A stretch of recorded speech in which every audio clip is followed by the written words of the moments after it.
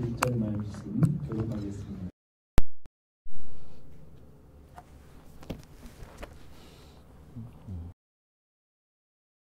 이게 이르시되 재물이 있다는 하나님 나라에 들어가기가 심히 어렵도다 하시니 제자들이 그 말씀에 놀라는지라. 예수께서 다시 대답하여 이르시되 얼마나 어려운지 낙타가 바늘기로 나가는 것이 부자가 하나님의 나라에 들어가는 것보다 쉬우니라 하시니 제자들이 매우 놀라 서로 말하되 그런즉 누가 구원을 얻을 수 있을까 하니 예수께서 그들을 보시며 이르시되 사람으로는 할 수 없으되 하나님으로는 다 하실 수 있느니라. 베드로가 여짜와 이르되 보소서 우리가 모든 것을 버리고 주를 따르나이다. 예수께서 이르시되 내가 진실로 너희에게 이르노니 나와 복음을 위하여 집이나 형제나 자매나 어머니나 아버지나 자식이나 전토를 벌이는 자는 어머니와 자식과 전토를 백배나 받되 박해를 겸하여 받고 내 영생을 받지 못할 자가 없느니라. 다 같이 읽겠습니다. 나중되고 나중된 자로서 먼저 될 자가 많으니라. 아멘. 잠깐 기도하겠습니다. 하나님 감사합니다. 오늘도 저희를 예배 자리에 불러주시고 같이 예배하게 하심을 감사합니다. 현장에서나 또 온라인에서 마음을 모으고 주님 앞에 있는 성도들에게 복 주시고 말씀으로 우리를 채워 주시옵소서. 종의 부족한 입술을 가려 주시고 되게 하옵소서. 예수님의 이름으로 기도합니다. 아멘. 자, 우리 앞뒤 옆 사람하고 인사합시다. 하늘 복 받으세요. 네, 하늘 복 받으세요. 뭐 이 팬데믹 상황이 갈수록 심해지고 있는 것 같아요. 뭐 한 25만 정도 걸렸다고 그러는데 이제 전 국민이 다 걸리지 않겠나. 또 막바지에 온 것도 사실인 것 같아요. 그렇게 하면서 점점 영향력이 작아지지 않을까 그런 생각을 합니다. 곧 이제 얼굴을 서로 맞대고 예배 드릴 수 있는 날이 올 것을 생각합니다. 우리 지난주 마지막 이야기는 너에게 있는 것을 다 팔아서 가난한 자들에게 주고 너는 나를 따르라 하신 말씀에 부자 청년은 슬픈 기색을 하고 돌아갔다. 왜냐하면 그는 돈이 많았기 때문이라고 성경이 설명하는 장면까지 우리가 같이 보았습니다.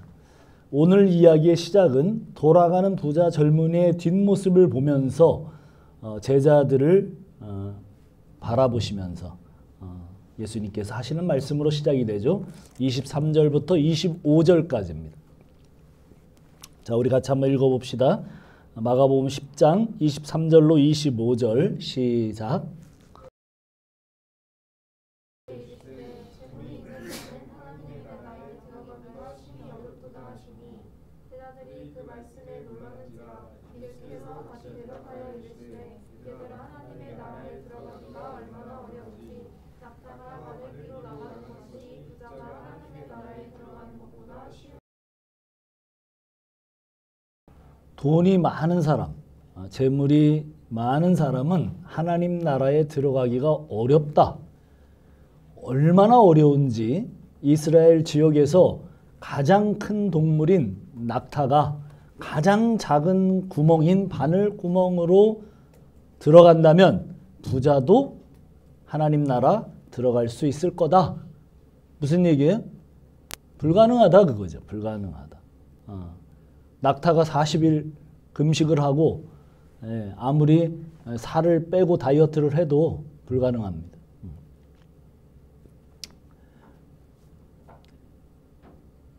그래서 26절에 보니까 그 예수님의 말씀에 제자들의 반응이 26절이에요. 한번 읽어봐요. 26절 시작. 제자들이 매우 놀라 서로 말하되 그런즉 누가 구원을 얻을 수 있는가 하니 예, 뭐라고 말씀하세요? 누가 구원을 얻을 수 있겠는가? 누가? 예, 깜짝 놀랐어요. 그들은 정말 많이 놀랐습니다. 왜 많이 놀랐죠? 좀 생각을 해봐야 돼요. 왜 많이 놀랐을까? 그 AD 1세기에 이스라엘 랍비들은 부자들은 하나님께 복을 받은 자들이다. 그렇게 가르쳤어요. 그래서 하나님 나라는 사실은 부자들이 들어가는 나라였습니다. 가난한 사람은 하나님께 저주를 받은 자들이다. 이렇게 가르쳤어요.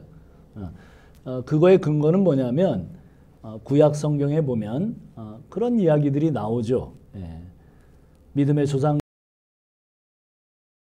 사실은 이 땅에서 거부가 되고 하나님의 복을 받아서 잘 되었다고 하는 그런 이야기들로 됩니다. 율법을 잘 지킨 사람들은 사실은 거기에 복을 받고 부귀와 장수와 건강과 다산, 일들의 성취와 형통 그런 것들을 받게 됐어요. 그것이 하나님이 주신 복이라고 하는 그 1세기의 랍비들에게 이스라엘 백성들을 그렇게 가르치게 만들었던 그런 원리였습니다. 제자들은 이런 생각 속에 살고 있었습니다. 하나님의 복을 통째로 받은 부자 청년과 부자들이 하나님 나라에 들어가지 못한다는 주님의 말씀에 그래서 저들이 들어가지 못한다면 누가 들어갈 수 있겠는가? 거기다가 율법도 잘 지켰고 거기다가 부자고 그런데 그런 사람들이 하나님 나라 들어가기가 낙타가 바늘기로 들어가는 것보다도 힘들다. 그럼 못 들어간다는 얘기인데 그래서 놀랐습니다. 계시의 점진성 속에서 하나님 나라의 영광의 실체를 우리 눈에 보이는 물질의 복으로 설명했던 구약. 그래서 구약 성경에서도 자세히 읽어보면 그런 하나님 나라의 복이 결국 물질로 나타내었다는 것. 그것이죠. 그것이 바로 하나님 나라에 대한 그림자였어요. 그런데 이제 그 하나님 나라의 주인이 이 땅에 오셨습니다. 더 이상 물질로 그 영광과 복을 설명할 필요가 없어요. 그것이 진짜 복의 정체죠. 오늘날에도 기독교는 물질에 관해서 두세 가지 정도의 신학적 흐름을 가지고 있습니다. 여전히 물질을 하나님이 주시는 복으로 생각하고 그것을 하나님께 요청하며 많이 받아낼수록 복을 받았다고 가르치는 어떤 그런 가르침이 있습니다. 물론 구약의 이스라엘도 강하게 흘러갔던 주류의 흐름이었습니다. 그런 흐름이. 그런데 오늘날도 비슷한 주류의 양상을 띠고 있습니다. 20세기에도 기복 종교와 연결된 그 번영의 신학이라고 불리우는 미국에서 아주 활발하게 일어났던 미국의 그 로버트 슐러나 또 그런 적극적 사고방식 큰 꿈을 꿔라. 그러면 믿는 대로 된다. 그 이 신학을 집대성시킨 우리나라 목사님들 1세대 아주 대형 교회를 만드셨죠. 세계에서 제일 큰 교회를 했던 순복음교회 목사님도 그러셨고 감리교회의 가장 큰 교회를 형성하셨던 그 김씨 형제들도 그랬습니다. 그래서 당신 안에 거인을 꺼내라. 당신 자신을 믿어라. 자기 확신을 해라. 안 되면 자기 암시라도 해라. 하늘은 스스로 돕는 자를 돕는다. 근데 그런 흐름들이 현재 미국에서는 그 조엘 오스틴이라고 하는 목사를 통해서 다시 집대성되고 있습니다. 긍정의 힘 이런 것들이 우리나라에도 번역이 됐죠. 꾸준히 베스트셀러가 됐어요. 우리 한국 교계는 여전히 그쪽 신학의 영향을 받고 있습니다. 그들의 교회의 간증과 설교를 들어보면 하나님은 그들의 소원을 이루어 주시는 정말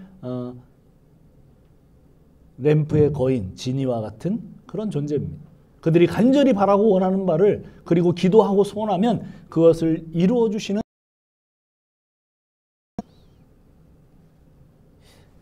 이러한 흐름들이 우리나라 안에도 아주 더욱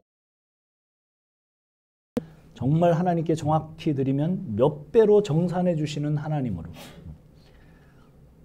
최근에 왕의 재정으로 인기를 구가하고 있는 그런 몇몇 흐름들, 현세적인 복을 구하는 것이 나쁜 것은 아니에요. 그러나 세대보다 지금 세대에 더욱 집착하게 만든다는 데 문제가 있습니다. 현세에 집중하다 보면 모든 중심이 자기에게 기울어요. 하나님이 중심이 아니고 자기가 중심이 된다는 말이에요. 그래서 복을 구하다가 복의 근원이신 하나님으로부터 멀어집니다. 번영의 복음은 그래서 십자가가 없어요. 자신의 성공과 행복을 위해서 하나님을 도구화합니다. 결국은 자기 욕망을 우상화하는 자리로 들어가게 됩니다. 죄성을 가진 인간은 그러지 않아도 죄로 기울어지고 있는데 번영의 신앙을 따라가게 되면 하나님보다 결국 부의 초점을 맞추게 된다는 겁니다. 결국은 물질이 우상이 되고 하나님 자리를 우상이 차지하게 되는 결과를 가져오게 됩니다. 이 부에 대한 논란은 지금도 계속되고 있어요. 우리 한국교회. 청부론과 청비론, 청빈론 그것입니다. 한국교회 상황은 부에 대한 긍정적인 태도를 가진 청부론이 더 설득력을 얻고 있어요. 주님은 부자가 천국에 들어가는 것이 어렵다고 말씀하십니다. 자, 이 점에서 우리는 주님의 말씀을 깊이 생각해 봐야 돼요. 자, 어떤 부자? 어느 정도 부자가 들어가기 어려울까요? 우리는 매일 필요한 것을 위해 돈을 사용합니다. 우리가 물건을 구입할 때 좀 더 나은 물건을 구입하려는 욕구가 강하다면 돈 문제로부터 자유롭지 않은 사람입니다. 현대인들에게는 광고가 아주 강력한 영향력을 끼치죠. 높은 시청률 앞뒤는 광고가 차지합니다. 돈을 많이 내고 그 당시에 최고의 스타를 발굴해서 그 광고 전면에 내세우죠. 광고를 보는 순간 내가 지금까지 쓰고 있던 이 핸드폰이 꼴도 보기 싫어져요. 그래서 마침내 새로 나온 그 핸드폰을 사야 되는 메커니즘 안에 우리가 있습니다. 주식이나 비트코인, 아파트의 시세 차익이 많이 남았다는 주변 사람들의 이야기 앞에 마음이 너무 쓰여지고 그것 때문에 내 배가 살살 아파온다면 우리는 아마 물질적인 삶으로 우리의 삶이 기울어져 있다고 생각이 듭니다. 물질 문제는 사실상 우리 신앙에 결정적인 영향을 끼칩니다. 돈으로 일어난 사건은 단순한 도덕적인 문제로 끝나지 않습니다. 반드시 영적인 문제로 연결됩니다. 돈은 인격에 영향을 미칩니다. 돈에 의해서 영혼이 팔려다닙니다. 돈은 영혼 깊숙한 곳까지 터치해 들어옵니다. 가롯 유다는 결국 돈에 매수되어서 자기 스승 예수님을 팔아 넘겼습니다. 돈과 관련 없는 신앙이 가능한가? 아닙니다.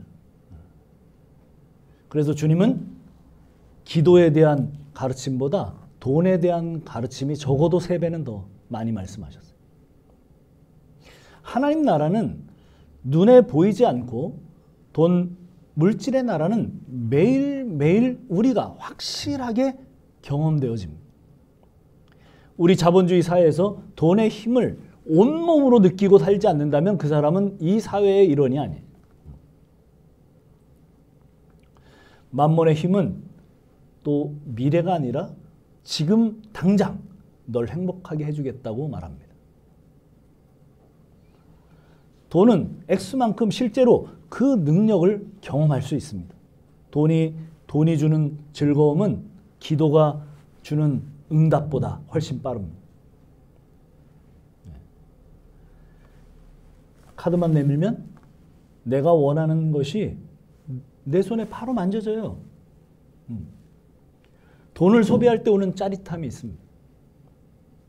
심지어 전능감이 들어옵니다. 내 마음대로 할 수 있습니다. 이렇게 보이는 세계가 정말 전부라면 물질이 신이 됩니다. 는 종교입니다. 돈이 없으면 불행하다고 느낄 가능성이 많아요. 기가 죽을 확률이 많습니다. 주님도 뭐라고 그러셨어요?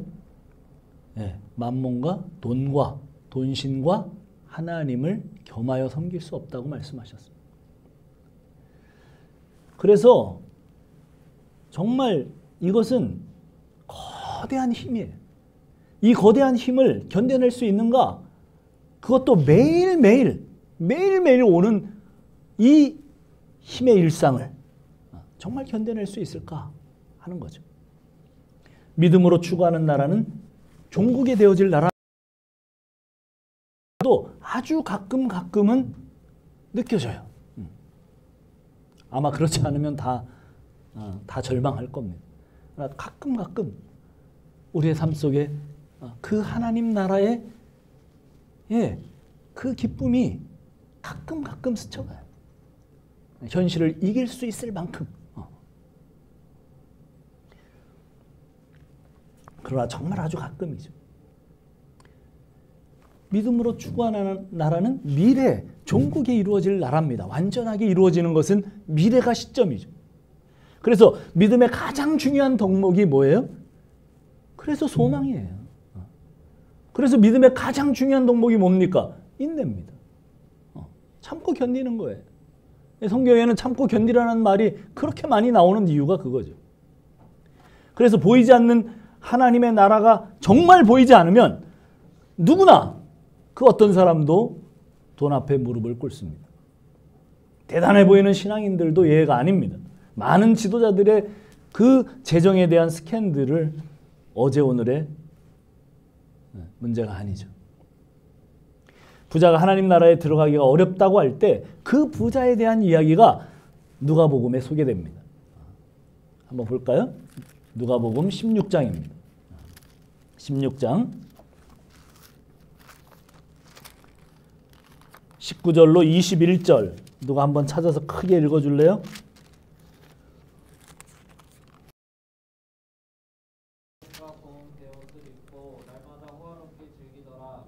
그런데 나사로라 이름하는 한 거지가 한데 투성이로 그의 대문 앞에 버려진 채 그 부자의 상에서 떨어지는 것으로 배불리려 하매 심지어 개들이 와서 그 헌대를 핥더라. 그런데 그 뒷얘기는 그 부자와 거지가 죽었다고 이야기가 나오죠. 자, 그 부자는 자색옷, 고운 배옷. 2000년 전에 자색옷, 고운 배옷. 요즘 사람도 아마 입기 별로 힘들 것 같은데 그런 옷들을 입었어요. 아주 사치스럽고 화려하게 차려입고 친구들을 불러서 날마다 페스티벌, 뭐예요? 파티를 즐겼습니다. 그런데 그 아래 그 문 앞에는 거지가 한 명 있었어요. 그 상황이 아주 남루하죠. 먹을 것이 없고 그 다음에 그 집 개들이 와서 그 상처를 막 핥고 곧 죽는 거죠. 그런 정도로 지금 심각한 상황에 처해 있는 한 사람, 거지의 상태를 비교해서 이야기를 예수님이 하셨습니다. 오늘 이야기는 부자가 돈이 많아 지옥 갔다는 이야기는 아니에요. 부자가 특별히 나쁜 일을 하지도 않았어요. 자기 돈 자기가 썼는데 뭐가 문제겠습니까? 성경이 말하고자 하는 것은 부자의 영혼의 상태, 집 앞에서 고통스러워하고 있는 자에 대한 자비를 베풀지 않은 것으로 보아서 하나님과 관계없는 삶을 산 사람이고 오는 하나님의 나라를 생각지 않고 관심이 전혀 없는 삶을 산 사람일 뿐이죠. 주변에서 무슨 일이 일어나는지 관심이 없습니다. 그렇게 되면 도덕성의 자연스러운 부재가 일어납니다. 이것이 부가 가져다주는 위험성이에요. 앞에서 절규하는 고통받는 사람들이 보이질 않아요. 자신의 영혼이 무감각해진 것을 그는 전혀 모릅니다. 라오디아 교인들처럼 나는 부자라 부요하여 부족한 것이 없도다. 그런 상태가 된다는 거예요. 물질적인 부에 그 영혼의 무감각함, 돈에 영혼이 팔린 상태를 또 한 부자를 통해서 성경은 잘 나타내 줍니다. 누가복음 한번 또 찾아볼까요? 12장. 예수님이 또 예를 부자를 통해서 들었습니다. 16절로 21절입니다. 누가 큰 소리로 한번 읽어주세요.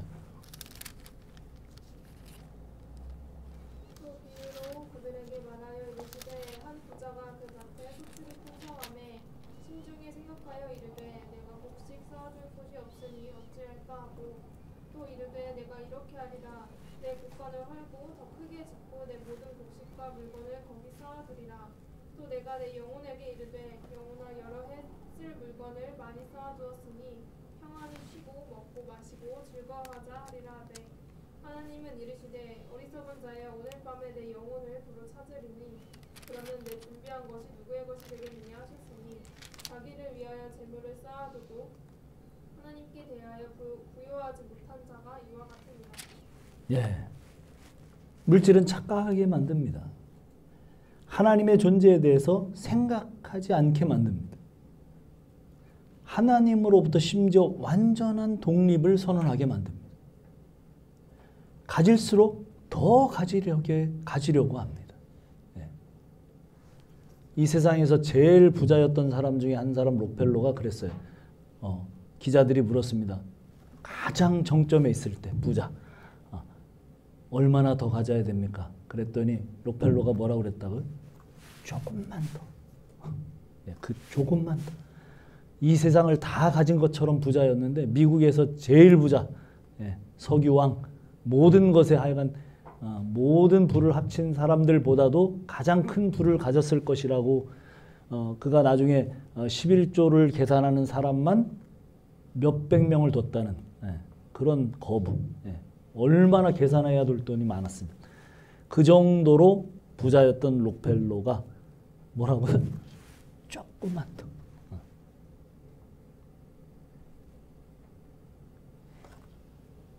이 부자가 돼서 만족할 수 있으면 괜찮겠는데 그 부자가 계속 더 그 부에 더 빠지고 부자일수록 돈에 대해서 더 민감해요. 그건 확실합니다.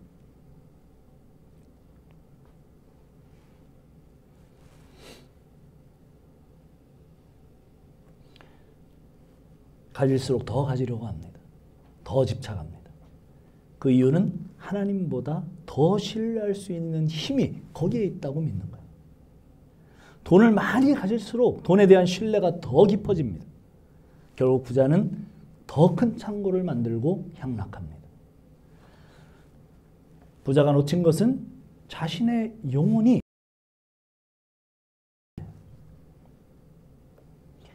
하나님이 말씀하십니다. 오늘 밤에 너의 생명을 찾으리라. 그렇습니다. 생명은, 영혼은 하나님의 손에 달려 있습니다. 죽는 순간 끝이에요. 나에게서 끝입니다. 하나님은 그 사람이 소유하고 있었던 물질과 그 사람을 분리시킵니다. 부자는 재물에 푹 빠져 있어서 다가올 심판에 대해서 알지 못합니다. 재물에 빠지면 인간의 한계, 인간의 유한성을 느끼지 못하게 되는 거예요. 그 부가 영원할 것처럼 느껴지기 때문에 영원에 대한 관심보다는 현세를 즐기는 것에 몰두하고 있습니다. 그래서 부자는 향락합니다. 재물의 부여보다 영혼의 부여가 중요한 이유입니다. 재물을 쌓아두지만 영혼에 관심이 없었던 사람, 그 사람에게 성경은 말씀합니다. 재물의 부여보다 영혼의 부여가 중요하다. 이렇게 말씀하세요. 우리는 물질 시대 안에 들어와 있습니다. 모든 것을 돈으로 따지는 세상입니다. 돈이 인격이 됩니다. 돈의 힘을 거부하기가 어렵습니다. 돈이 생긴다는 것은 힘이 생긴다는 이야기입니다. 그래서 위험해요. 힘은 유혹입니다. 이 힘이 많을 때 인간은 진짜 망합니다. 이 유혹을 이길 영성이 뒷받침되지 않으면 그 힘은 저주가 됩니다. 돈의 힘을 의지하는 신자는 세속화의 길을 걷게 됩니다. 누가 금은 내게 없거니와 나사렛 예수의 이름을 의지했습니다. 오늘날 우리는 무엇을 의지합니까? 돈이 더 크게 보입니까? 아니면 하나님이 더 크게 보여요? 돈에 목마릅니까? 아니면 성령에 목마릅니까? 돈의 폐해에 대해서 디모데전서 6장 10절에는 이렇게 말합니다. 돈을 사랑함이 일만하게 뿌리가 되나니 이것을 탐내는 자들은 미혹을 받아 믿음에서 떠나 많은 근심으로 자기를 찔렀도다. 돈이 많은데 많은 근심으로 자기를 가족과 친구들과 갈라지게 하는 것이 다름 아닌 돈입니다. 부부의 이혼의 90%가 돈 때문이랍니다. 옛날에는 뭐 성격 차이, 뭐 무슨 차이, 뭐 이런 거 많았는데 요즘에는 돈이래요. 90%. 코로나19의 거리두기보다 우리는 돈과의 거리두기가 필요합니다. 자, 누가복음 우리가 읽은 본문에서 26절을 다시 한번 봅시다. 누가복음이 아니고 마가복음 10장 26절 본문으로 돌아와서 자, 같이 한번 읽어봅시다. 시작. 제자들이 매우 놀라 서로 말하되 그런즉 누가 구원을 얻을 수 있는가? 누가 구원을 얻을 수 있는가? 그렇죠. 누가 구원을 얻을 수 있겠습니까? 그런데 예수님께서 이렇게 말씀하십니다. 27절. 예수께서 그들을 보시며 이르시되 사람으로는 할 수 없으되 하나님으로서는 그렇지 아니하니 하나님으로서는 다 하실 수 있느니라. 인간의 힘으로는 할 수 없지만 하나님은 다 하실 수 있습니다. 부자가 스스로 구원을 얻을 수 없습니다. 그러나 하나님은 하실 수 있습니다. 것 같은 이 부자 분명히 뭐라고 말씀하셨어요? 낙타가 바늘기로 통과하는 것보다 더 어렵다. 그렇게 말씀하셨어요. 그럼 불가능하다는 얘기예요. 그런데 주님은 하실 수 있답니다.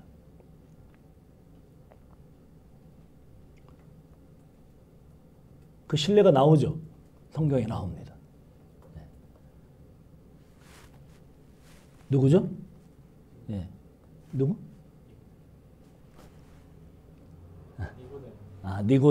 니고데모도 있고, 예. 아주 또 그 나중이니까 그 전에 예수님하고 직접 마태?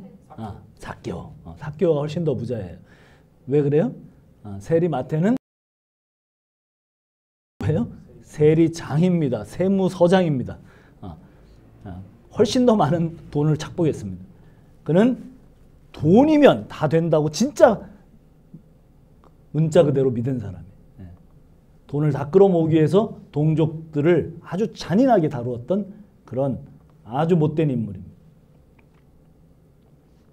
매국노 소리를 듣더라도 돈을 끌어모으겠다고, 돈이 인생의 전부라고 그야말로 만몬을 섬기던 이스라엘 사람이었습니다. 그런데 누가복음 19장 8절에 가면 이런 얘기가 나옵니다. 19장 8절 한번 가볼까요? 누가복음 19장 8절 누가 가서 읽어주세요.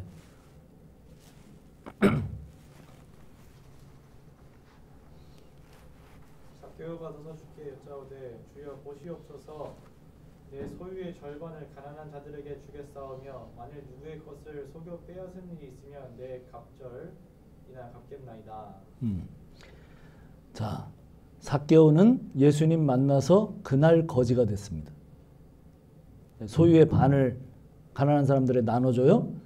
그리고 자기가 착복한 것의 4배를 줘요. 그럼 나머지 반은 그게 대부분 다 착복으로 모은 거니까 다 나가요. 이게 지금 빈말을 하는 게 아니죠. 예수님을 만나서 진짜 자기 지금 고백, 돈이 자기의 주인이었고 자기의 신이었는데 그것을 문자 그대로 내려놓는 그 이야기를 하고 있습니다. 그리고 나는 주님을 따르겠습니다. 주님이 나의 하나님입니다를 고백하고 있는 장면입니다. 그 장면이 뭐냐면 바로 내 재산의 절반을 가난한 사람들에게 주고 또 착복한 것은 4배를 주어서 갚겠다. 그 이야기입니다. 그렇죠. 부자 삭개오의 회심은 정말 놀라운 것입니다. 그는 하나님 나라로 지금 들어가고 있는 중입니다. 네, 종교개혁자들이 그렇게 얘기했죠. 회개는 뭐가 회개를 해야 된다고요? 그 지갑이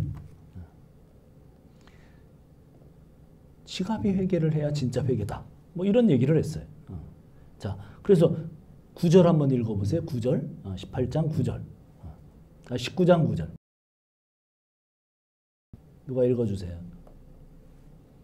예수께서 이르시되 오늘 구원이 이 집에 이르렀으니 이 사람도 아브라함의 자손이니로다. 네, 그렇죠.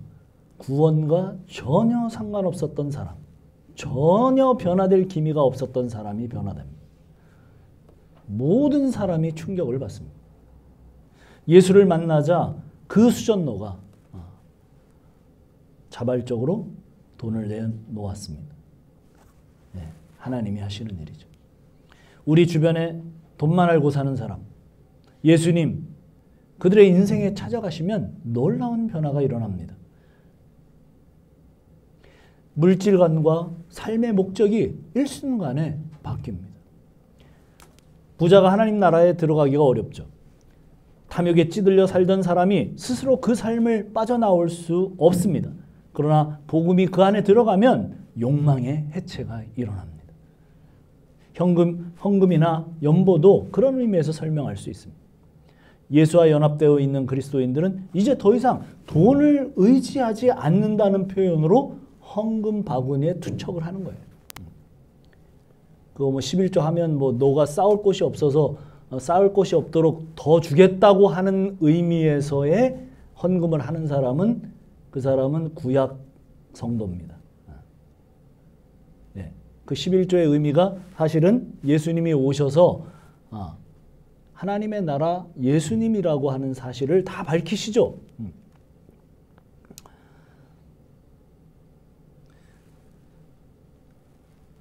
세상 사람들이 교회 다니는 사람들을 가장 이해하기 어려운 부분이 이 부분이에요. 선량한 지성인들의 눈에 자기가 애써서 노력한 대가를 한 주에 가가지고 그 헌금 바구니에 정말 그야말로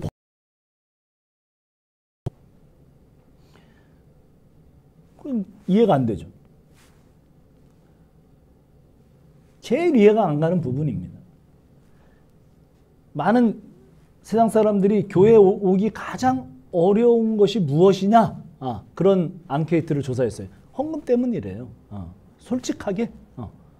왜 가서 거기에다가 거금을 거기에다가 그렇게 드리는지 그걸 이해할 수 없다는 거죠.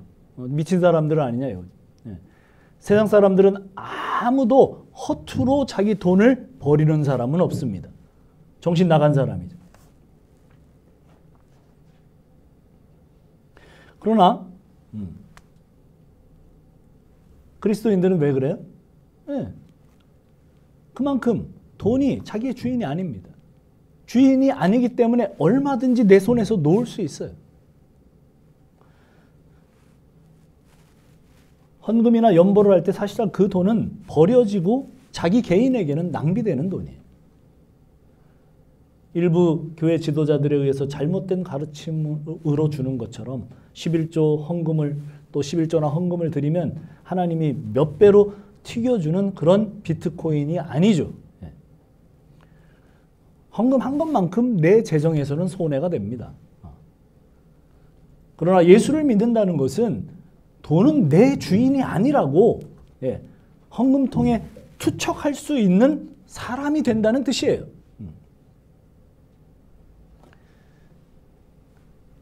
삭개오에게 희한한 일이 벌어졌습니다. 그렇죠. 정말 내 일상에서 그런 희한한 일들이 벌어집니다. 돈 중독에서 예수 중독으로 바뀌는 겁니다. 더 이상 돈의 위력으로부터 휘둘리지 않습니다. 하나님의 은혜에 취해서 살아갑니다.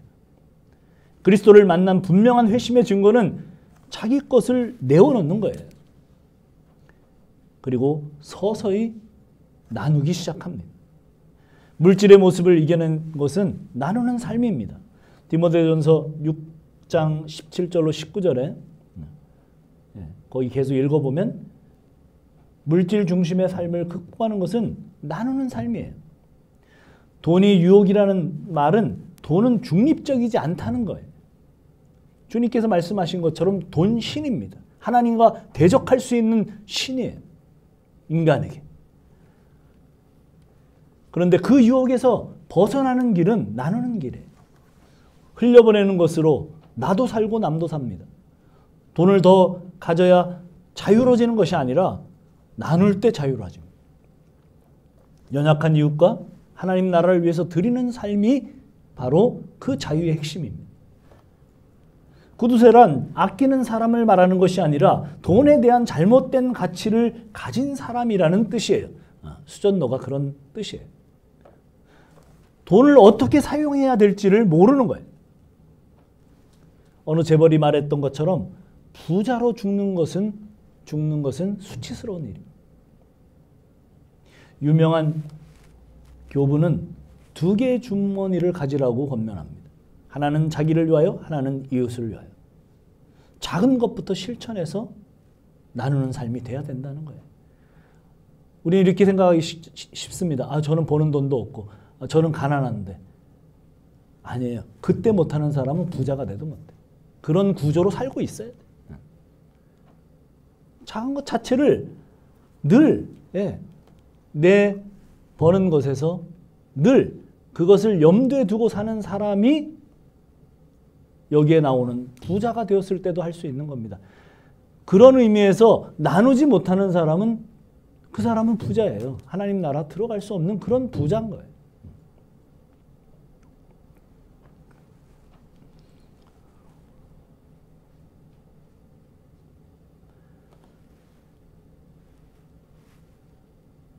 작은 것으로부터 실천하는 삶이 되어야 서서히 탐욕으로부터 벗어납니다. 나눔은 다른 삶을 돕는 것이지만 수혜는 자기에게 돌아옵니다. 영혼의 영역에 엄청난 혜택입니다. 하나님이 우리를 부여하게 하시기를 원하십니다. 진정으로 원하세요. 그 영혼의 부여함을 원하세요. 그것이 나눔이라는 것을 통해서 풍성해집니다. 그것을 경험하게 됩니다. 나눌 때 기쁨이 있어요. 받을 때도 기쁨이 있지만 내가 나눌 때 그 기쁨은 더 커요. 그래서 우리는 스스로 적용해 봐야 돼요. 내 돈이 어디에 많이 쓰이고 있는지를 점검해야 합니다. 거기에 내 삶의 방향이 결정됩니다. 애완동물을 키우는데 많은 비용을 지출하고 나의 미용을 위해서 많은 돈을 지출하고 또 뭐 기타 등등 여러 가지 내 취미를 위해서 많은 돈을 지불할 수 있지만 하지 말라는 거 아닙니다. 할 수 있지만 그러나 나도 모르게 길을 잃고 있지 않은지는 생각을 해봐야 돼요. 영원이 아니라 현재에만 집중되어 있는 삶을 살고 있지 않은지를 점검해봐야 됩니다. 영혼을 놓치면 지극히 세속적이고 자기에게로만 집중된 삶을 살 수밖에 없습니다. 물질이 어디로 향하고 있는지를 추적해봐야 돼요. 마가복음 10장에 나오는 부활을 발견한 사람은 자기의 재산을 파는 것이 쉬워요. 어렵지 않아요. 하나님 나라를 본 사람은 자기의 것을 포기하는 것이 어렵지 않아요. 그리스도를 발견한 사람은 자기의 것을 드리는 것이 오히려 기쁜 일입니다. 그래요. 그래서 확실한 약속이 있죠. 자, 29절 30절입니다. 자, 마가복음 10장으로 돌아와서 29절 30절 봅시다. 자, 한번 읽어봅시다. 시작. 예수께서 이르시되 내가 진실로 너에게 이르노니 나와 복음을 위하여 집이나 형제나 자매나 어미나 아비나 자식이나 전토를 벌인 자는 현세에 있어 집과 형제와 자매와 어미와 자식과 전토를 100배나 박해를 겸하여 받고 내세의 영생을 받지 못할 자가 없느니라.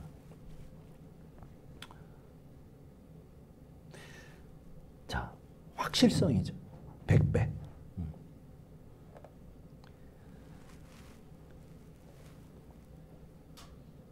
그런 약속이 있습니다. 바치면 받습니다. 근데 여기에 보면 전토나 땅이나 뭐 이런 것들은 이해가 되는데 아버지 어머니를 100배나 받으면 어떻게 되는 거예요? 100명의 아빠가 생기고 100명, 그 별로 좋은 것 같지 않은데 자식이 100명이나 더 생긴다. 이거 쉽지 않은 것 같은데 현세에서도 그런 것들을 다 받게 된대요. 무슨 얘기일까요? 그것을 바치고 잃어버린 사람들이 누릴 복이 뭐예요? 뭐라고 얘기하는 거예요? 이것은 사실은 제가 가끔 이야기했던 것처럼 이것은 하늘 보화에 대한 이야기예요. 예수님을 따라 다니더니 저는 일평생 예수님을 따라 다녔습니다. 그러면 여기 지금 제가 땅이나 뭘 받았어요? 집을 받았습니까? 집이 2채나 없어졌어요. 제 집도 아닌데 2채나 없앴습니다. 땅 한 평도 없습니다. 뭐 저만 그럴 수 있는데 그렇지 않은 사람이 훨씬 많을 거예요. 예수님 평생 따라다녔는데 여기에 나와 있는 것처럼 100배를 집을 100채를 받고 뭐 이런 사람 별로 없을 것 같아요. 그래서 이 말씀은 사실은 물질의 여러 배를 이야기하는 것이 아닙니다. 성령이 임해서 그리스도의 몸된 교회는 성도는 모두 뭐예요? 한 몸이고 가족이라는 말이죠. 성령이 임한 성도는 수없이 많은 형제, 자매, 부모가 생겼다는 말입니다. 같은 성령 안에서 몸이 되었다면 성령이 임한 성도는 그리스도의 몸이 되었다는 것을 알게 되는데 그리스도의 몸, 그것이 곧 천국입니다. 성경에서 나오는 집 전토는 그리스도의 몸을 상징하는 단어입니다. 성령이 임하니 너도 그리스도의 집, 나도 그리스도의 집. 성령이 임하시니 너도 하나님의 땅, 나도 하나님의 땅. 우리 모두 한 몸이니 전토가 100배, 1000배, 10,000배. 그렇게 가족과 공동체가 됐다는 이야기. 이것이 천국의 보화 이야기입니다. 그래서 우리가 받을 궁극의 것은 천국의 상은 한 몸, 가족으로 만들어내신 예수 그리스도가 천국의 상이 되는 것입니다. 오직 예수님이 재물이요 땅이요 천국의 상입니다. 예수님이 없으면 이 땅에서 모든 것을 가졌어도 지옥입니다. 새로운 가족, 새로운 공동체, 새로운 관계들, 그것은 분명히 마이너스가 아닙니다. 분명하게 복을 주신다는 말씀입니다. 그리스도를 위해서 복음을 위해 손해를 보고 박해를 받으면 그렇다면 내세 영생을 받지 못할 자가 없다고 성경은 분명히 선언합니다. 영혼을 얻을 것인가? 지상의 삶을 잠시 누림으로 끝날 것인가? 주님은 단호하게 구체적으로 말씀하십니다. 잠깐의 부에 도취되어서 영혼을 잃어버리지 않기를 말씀하십니다. 우리는 이 시간 마음이 어디에 있는가를 확인하십시오. 우리 중심에 무엇이 놓여 있는지. 우리는 물질 문명의 한복판, 정말 전쟁과 같은 곳에 놓여져 있습니다. 돈으로부터 자유로워진다는 것은 결코 쉬운 일이 아닙니다. 사람이 떡으로만 살 것이 아니요 하나님의 입으로 나오는 말씀으로 살 것이라고 하는 것이 희미해지는 그런 세상 한가운데 살고 있습니다. 아니, 우리는 이미 오염되어 있을 가능성이 많이 있습니다. 돈이 많아야 행복하다는 논리에 설득되어 살아가고 있을지 모릅니다. 우리는 그런 의미에서 깨어 있어야 합니다. 마귀는 돈이 우리를 만족시켜줄 것처럼 속삭입니다. 그러나 거짓입니다. 우리에게 진정한 만족과 기쁨을 주시는 분은 하나님, 우리 예수님 한 분뿐입니다. 아멘이세요? 네, 너무 그냥 가만히 있으니까 아멘이 아닌가? 이런 생각이 들어서. 그렇죠? 우리의 진정한 만족과 기쁨을 주시는 분은 하나님, 우리 예수님 한 분뿐입니다. 네. 돈에 집착하다가 하나님 나라를 놓치지 말아야 합니다. 우리의 인생은 짧아요. 가난하든 부하게 살든 우리의 삶은 금방 끝납니다. 영원한 하나님 나라의 초점을 다시 오늘 조정하세요.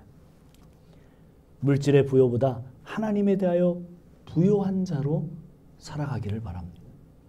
바울처럼 내가 아무것도 없는 자 같으나 내가 모든 것을 가진 자로다. 이렇게 선언하십시오. 나는 부한데도 비난데도 처할 수 있는 일체의 비결을 배웠노라. 그 말은 같은 성령을 받은 우리들의 선언이어야 합니다. 기도하겠습니다. 우리 다 같이 기도합시다. 네. 오늘 물질에 대한 태도에 대해서 주님 분명하게 말씀하십니다. 구약에서 하나님 나라의 상급으로 비유되었던 물질이 복이 아닙니다. 그것은 하나님 나라를 소망하는 자들, 하나님 나라를 얻게 되는 자들에 대한 복을 상징화해서 나타냈던 것이죠. 그 허상을 좇지 말고 진정한 하나님의 나라, 예수님 그 주인 자체를 쫓는 그러한 결단의 시간이 되기를 바랍니다. 다시 한번 주님과의 관계를 돌아보고 주님을 붙드는 시간이 되기를 바랍니다. 기도하겠습니다. 하나님, 물질 때문에 어려워하고 물질 때문에 울고 웃고 물질의 소유 때문에 기뻐하고 슬퍼하고 우리는 영향을 받지 않는다고 하지만 그러나 전적인 영향하에 살아가고 있습니다. 하나님, 오늘 이 시간 다시 한번 주님의 말씀에 귀 기울이게 하시고 우리의 마음을 다시 한번 주님의 말씀에 고정시킬 수 있도록 주여 은혜를 더하여 주시옵소서. 하나님, 이 세상에서 아버지 하나님 참으로 진정한 부요는 영혼의 부요요 하나님을 붙드는 부요임을 알게 하시고 주님 말씀에 연합하여 사는 귀한 자들이 되도록 주여 당신의 사랑하는 자들을 붙들어 주시옵소서. 이 아침에 이 젊은이들에게 다시 한번 하나님 나라를 붙들 수 있는 힘과 용기를 허락하여 주셔서 하루하루 아버지 하나며 마귀의 음성 가운데 정말 난무한 이 세상 속에서 굳건히 서서 이겨낼 수 있는 힘과 은혜를 더하여 주시옵소서. 진정한 힘은 주님께로부터 오는 힘인 것을, 진정한 방패와 진정한 산성은 나의 주님이신 것을 깨달아 아는 시간이 될 수 있도록 주여 도와주시옵소서. 오 하나님 함께하여 주시옵소서. 감사합니다. 예수님의 이름으로 기도합니다.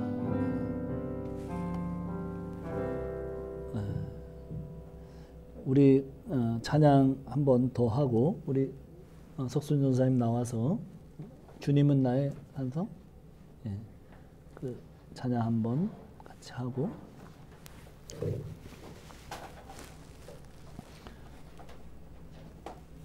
기도하고 마칩시다. 여기 있어.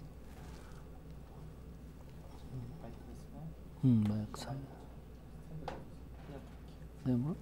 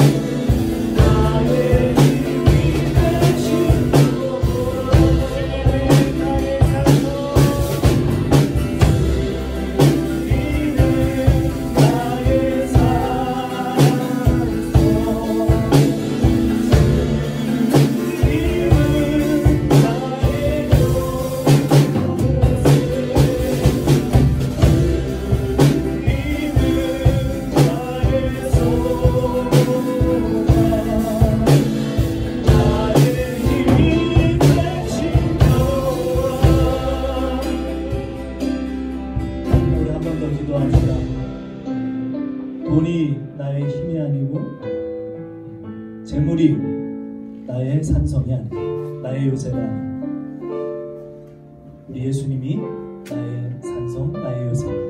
우리 다 같이 한번 기도합시다. 이 영이 나를 사로잡도록. 하나님, 그렇습니다. 그렇지 않다고 생각해도 당신의 신앙, 거기에 입사해요. 그것이 좋고 그것이 안 되는 신앙, 또 그것이 소리가 부족하면 그것이 없으면 좌절하는 그런 세속의 삶을 지으려고 합니다. 하나님, 우리의 마음을 새롭게 하여 주시옵소서. 그것으로 마음이 움직이는 것이 아니라 진정으로 주님을 붙들고 주님을 붙들려 사는 것으로 온전히 우리의 마음이 될 수 있도록 주여, 바울의 고백처럼 내가 일체의 비결을 배운 그런 사람으로서 하나님 구한데도 처할 수 있는 일체의 모든 것, 내게 능력 주시는 그 안에서 내가 모든 것을 할 수 있는 그런 삶의 비결을 내 마음과 심령에 또 시작할 수 있도록 주여 은혜를 주옵소서. 오늘 함께해 주시기 바랍니다. 오 주여, 인도하여 주시옵소서. 우리들 마음속에 확실하게 부담되게 하시고 주님의 영으로 살아가게 도와주시옵소서. 물질의 신이 우리의 신이 아님을 고백할 수 있도록 온전히 나의 주가, 나의 예수님이 나의 주님인 것을 고백하는 시간으로 인도하여 주시옵소서. 오 하나님, 함께하여 주시옵소서. 기도하겠습니다. 하나님, 감사합니다. 그렇습니다. 나의 주님은 예수님이십니다. 나의 주님은 하나님이십니다. 나의 주님은 진정한 신이십니다. 이제는 우리 구주 예수 그리스도의 한없는 사랑과 하나님의 극진하신 사랑과 그리고 그 사랑을 우리의 마음속에 깊이 넣어주시고 감동 교제케 하시는 성령님의 그 인도가 이제 만몬이 신이 아니고 주님만이 나의 신임을 확신하는 우리 가족 머리 위에 영원토록 함께 하실지어다. 아멘.